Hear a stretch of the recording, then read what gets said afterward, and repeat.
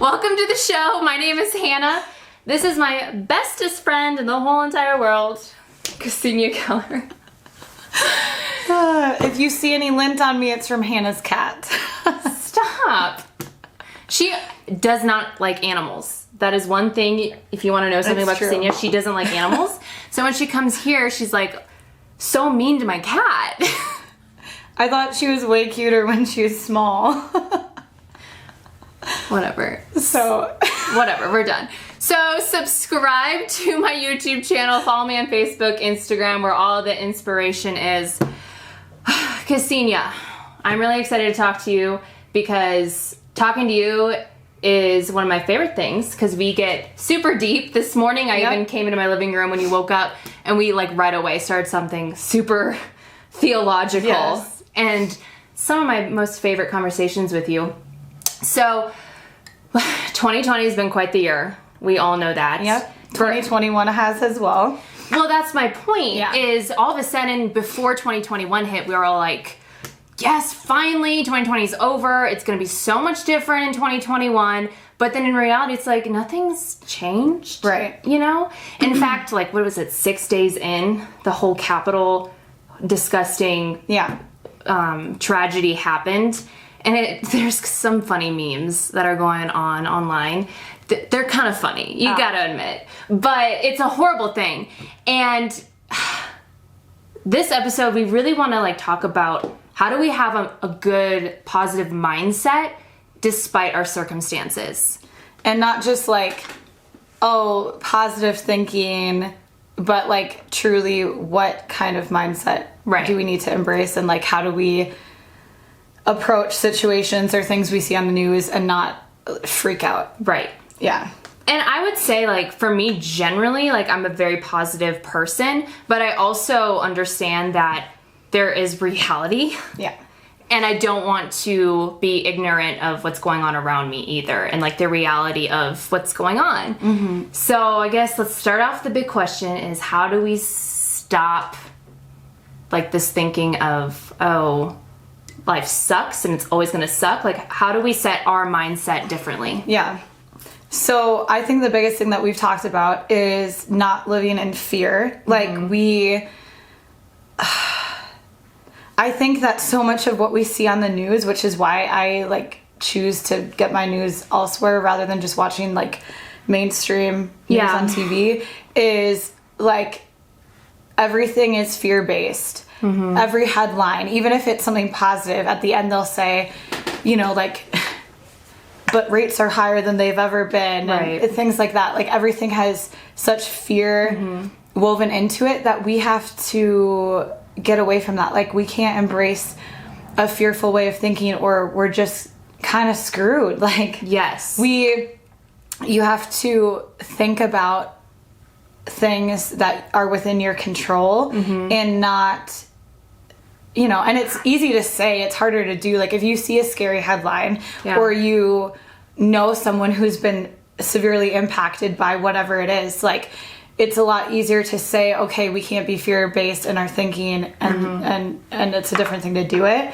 But there's only so much that we can control, and I think that, like, that's something that I've tried to wrap my head around is, like, what's within my control, and what am I going to do about what's within my control, and then I have to kind of leave everything else up to God. Yep. So I said this in one of my episodes, I think. I said fear is one of the worst things that you can do in terms of decision making. Like, if you're basing your decisions off of fear, not even just fear, but just if you're basing your decisions off of emotions. Yeah. They get you in trouble. Like, how you feel is a horrible indicator on whether it's a wise decision or not. Yeah.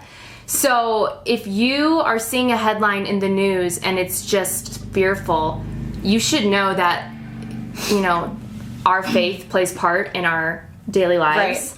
So if you see fear, like, the Lord doesn't bring a spirit of fear, you know, but a spirit of love and peace. A sound mind. A sound mind. Yeah. So if there's fear or confusion, you know right away that does not come from God. Right.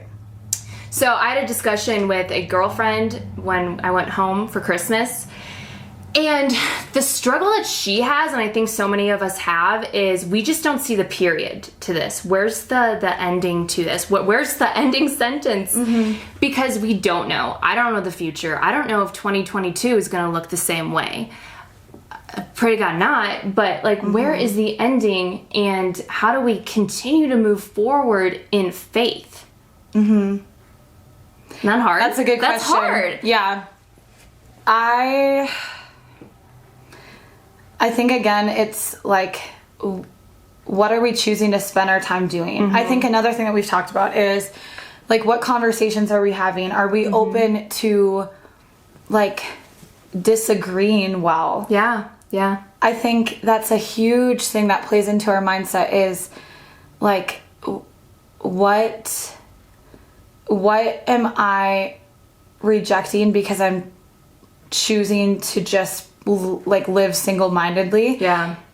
And what conversations do I need to have? Like, am I hearing a different perspective and disagreeing well, or am I choosing to speak hatefully or disrespectfully? Like, I think we can also get into a really negative way of thinking if we are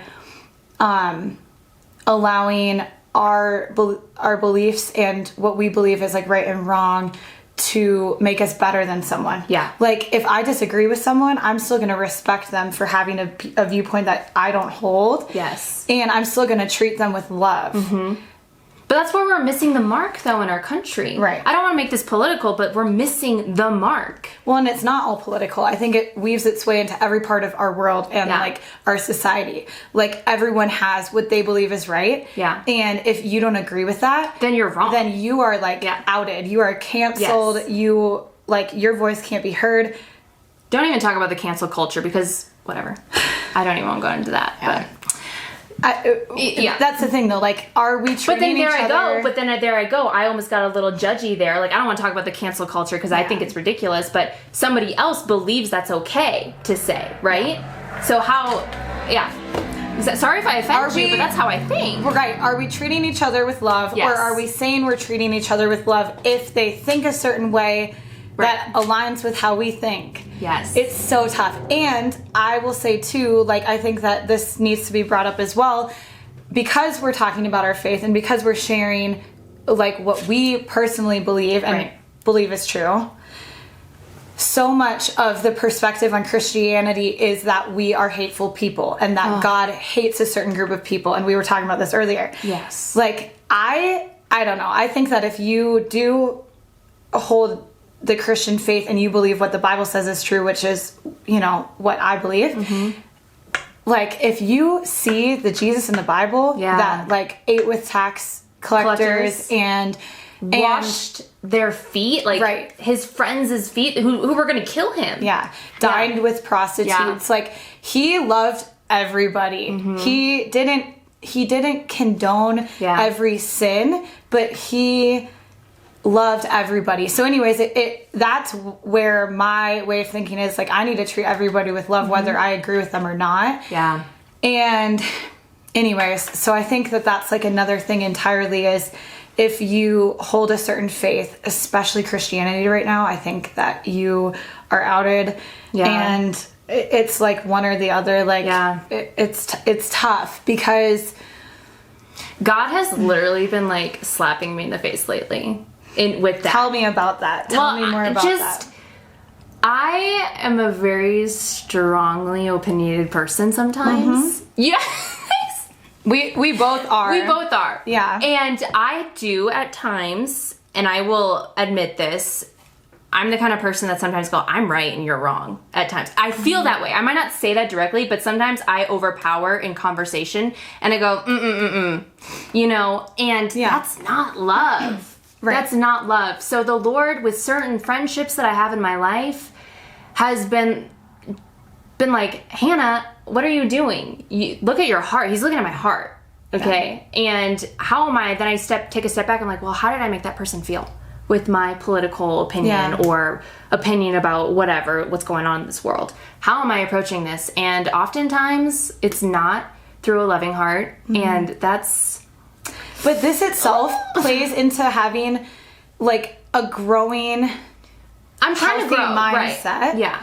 Because you're as you're talking about this, you're talking me through. Yeah. You're thinking, you're evaluating your behavior, you're evaluating the thoughts that you're having, Yeah. and you're recognizing when it needs to change. And that's the biggest thing I think that like we have the opportunity to do right now. Like as we're processing the news that we're seeing, as we are having conversations with one another, as we're going about our day-to-day lives, are we like truly being mindful of the way that we're treating one another and the actions that we're taking, or are we just like, I don't know, thoughtlessly making decisions because we feel a certain way? Yes.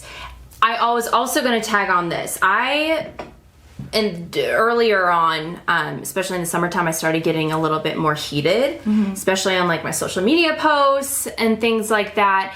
And this was another slap in the face kind of moment from the Lord. He said, Hannah, why are you posting this?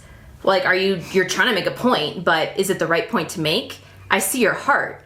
This is just a judgmental post.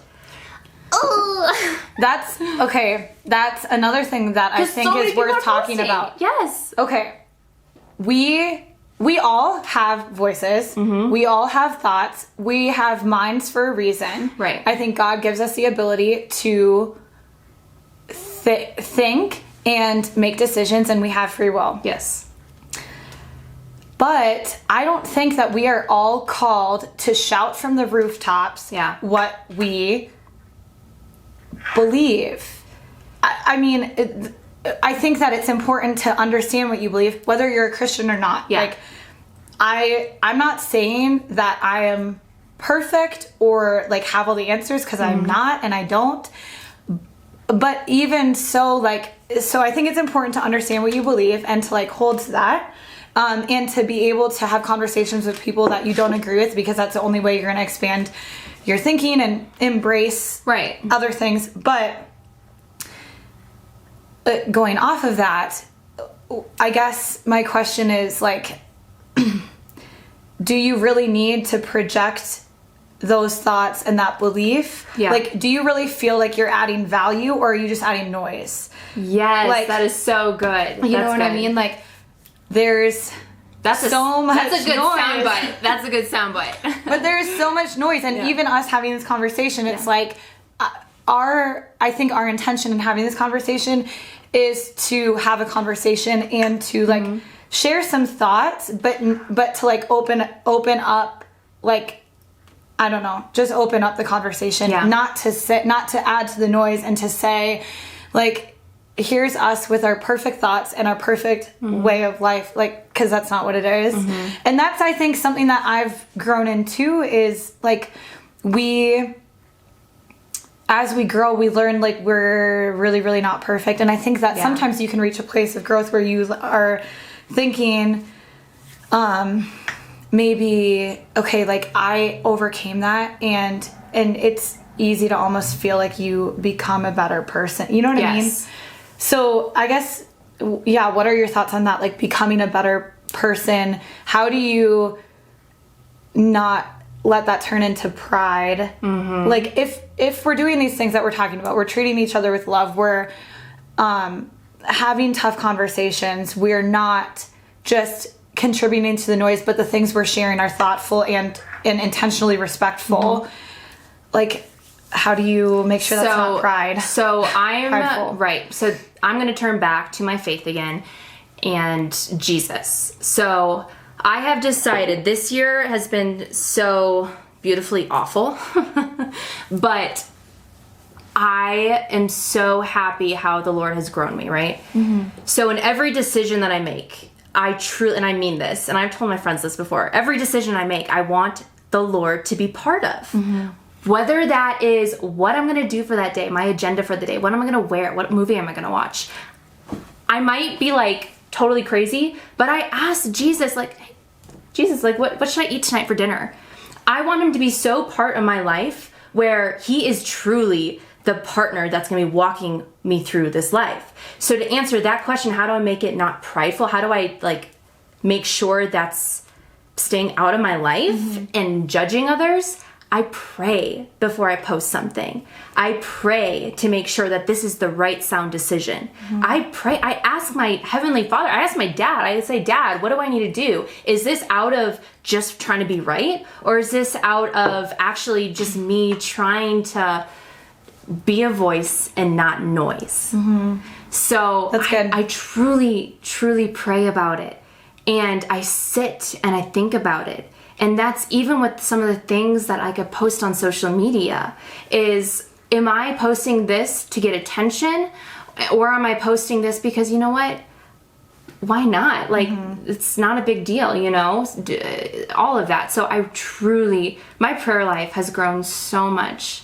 Makes me happy because I have this dialogue between the Lord and I, and that keeps me, it's like a heart check every single time. It's a heart check. When I talk to the Lord, it's a heart check. So question following up with that then. Yeah. For someone who maybe is a new believer, or not necessarily that, but they are starting to think, oh my gosh, like I've never done that. How do I even do that? What does that look like for you? I'm going to be the host of this show today. You are. You're putting me on the spot. How does someone do that? Like, what does that look like for you when you say you're praying? Yeah. Like, talk me through like how you make those decisions.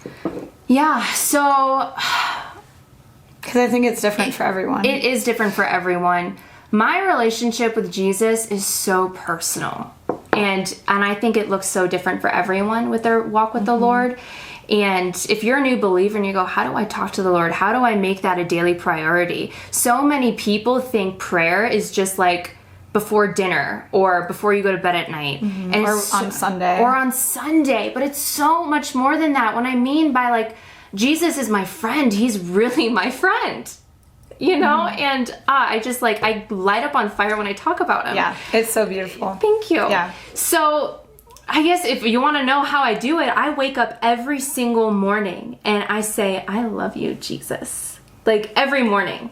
And that's what it starts off to be. It's like, I love you, Jesus. This day I'm going to do what you tell me to do today. And even when I'm at work and I'm like really mad at like a situation or like a coworker's annoying me or something like that, like I honestly talk my way through it. It's dialogue. It's truly a dialogue. It's a conversation. It's a conversation. And yeah, I mean, how I do it, it's a dialogue. And sometimes when I'm like praying for something though too, I'm going on a tangent, but when I'm praying for something, I sometimes go, Lord, I feel like I'm talking to a blank wall, but I truly believe this, that the Lord is more, how do I say this? He's more real than what I'm seeing right now with my naked eye. Yeah, yeah. But that's hard to grasp. But I think it does, like if you're able to, this is something else we've been wrestling with, is like when something doesn't feel good or you see something happen to someone and you're like, why would God allow that? Like, why is 2020 the way that it was? Yeah. Why is 2021 starting out the way that it is? Like, I think we have to come to the point where we recognize, like, we do not have all the answers. His ways are higher than mine. His understanding. It's not possible for us to fully comprehend or understand. And even if you're not a Christian and this doesn't feel like it pertains to you. Yeah. Like, again, nobody has all the answers. Yeah. Nobody has, like, the perfect... You can have an idea of what you think is going to improve our country or our world or even your local community, but, like, nobody knows it all. And that's why I think we need to be willing to, like... Humbly say, I don't know. Right.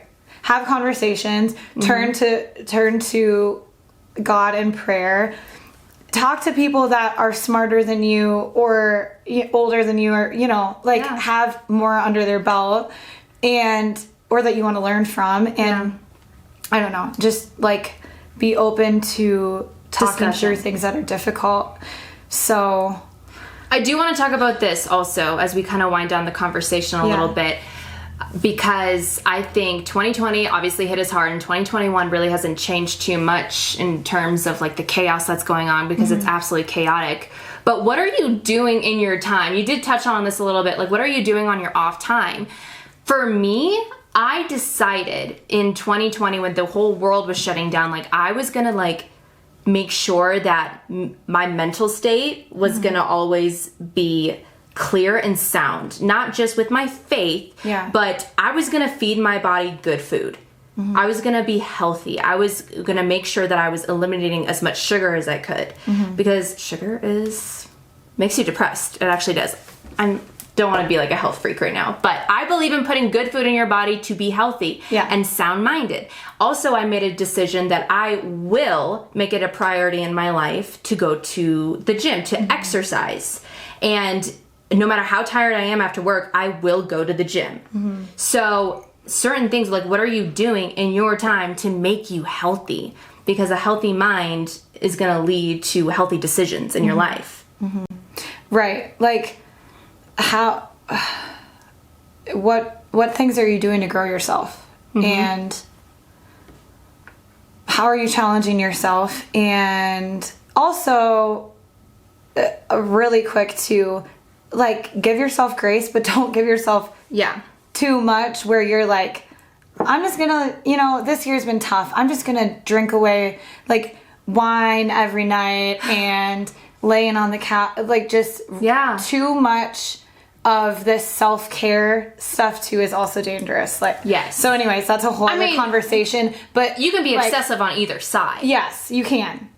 Like, we aren't perfect. No one's perfect.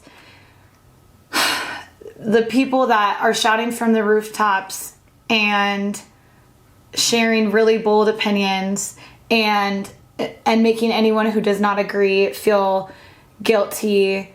I just think you have to, like, pause and ask yourself, like, am I growing, or am I remaining stagnant and just pushing my everything on someone else? It's just a really frustrating world to live in, I think, right now, because everything feels heated and intense, and I just think that we need to love each other better. That's the biggest thing. That's it. That's it. How are you loving?